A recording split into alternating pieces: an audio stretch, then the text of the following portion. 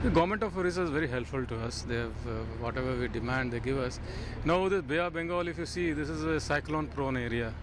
Every year there will be one or two cyclones.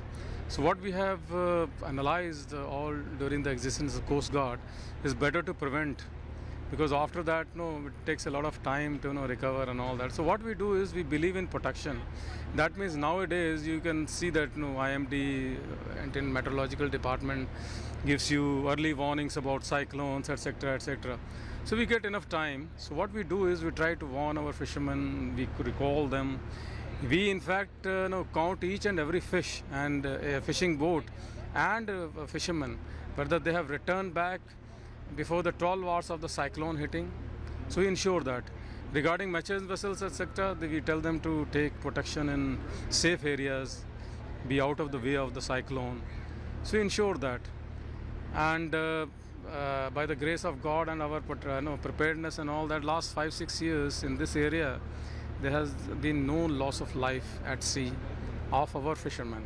Yes, there have been some fishermen from Bangladesh and all that, but we have saved them also. So I can say that our standard operating procedures are really working very fine. So last question, what you are going to do with coast upgradation of Odisha coast with the help of government of Odisha? Yeah, we have requested government of Orissa for some land and ports like Gopalpur. Our vision is that we want to develop this area, Orissa. We have only one, Paradeep is a harbour here, but there are so many other harbours which are coming in Orissa. So we want our presence there, including Gopalpur. Gopalpur we have based one smaller ship, but we want to strengthen Orissa and West Bengal. So for that matter, infrastructure is very necessary.